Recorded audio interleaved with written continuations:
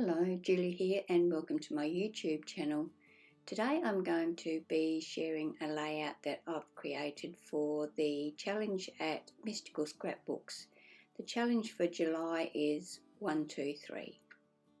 There are 2 challenges and I'll put a link to the challenge blog below. This particular challenge is to use 1 die set, 2 photos and 3 pattern papers. To start the layout, I'm going to use a piece of light grey, I guess, medium grey maybe, plain cardstock for my background.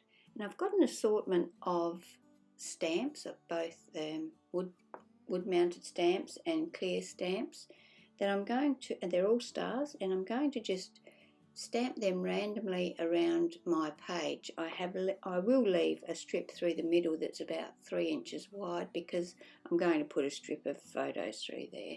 So I'm just stamping around randomly using my StazOn jet black ink.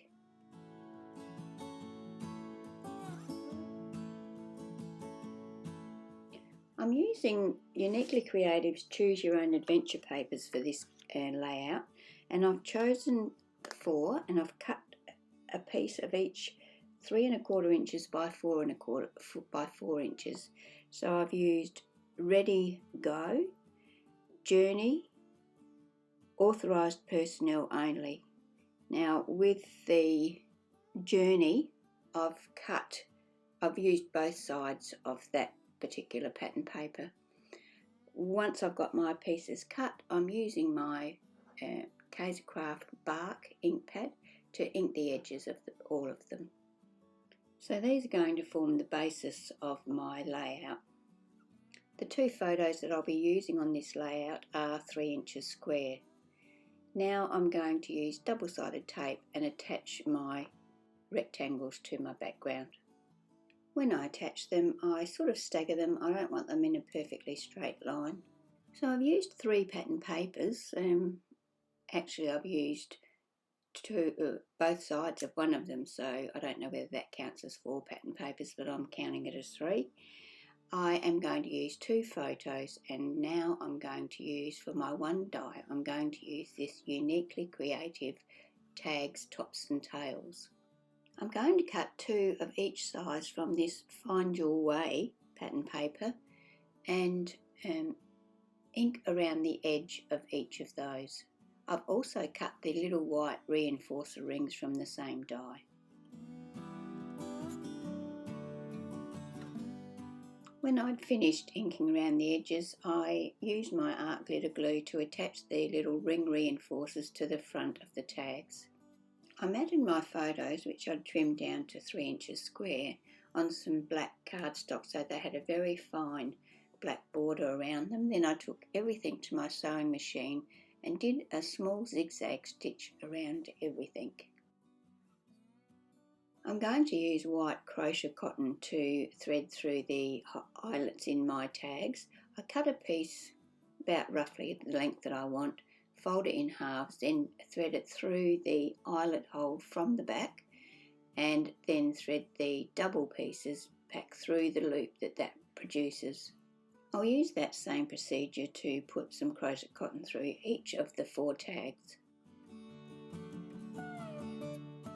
I've used some normal craft foam to attach to the back of my photos so that when I attach them to the layout they will stand up off of the layout a little.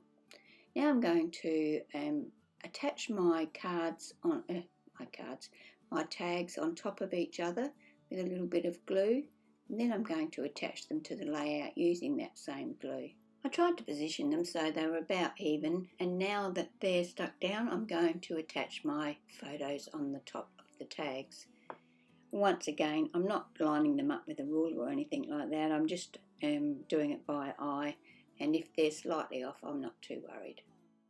I decided I wanted a bit more red on the layout, so I'm using my Versacolour Cardinal Red ink cube and one of the stamps, the star stamps that I used previously, the smallest one actually, and I'm just going to put a few red stars in the background.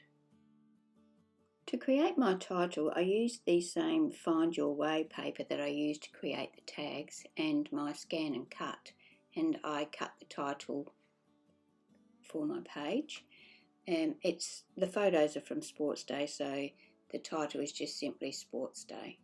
I go ahead and ink the edges of my title with the same bark ink cube.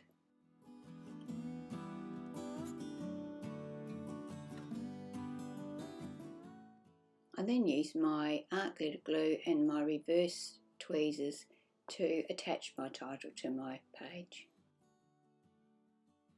I use my black fountain pen to write the date of the photos, but you will see later on that I come back in and change that.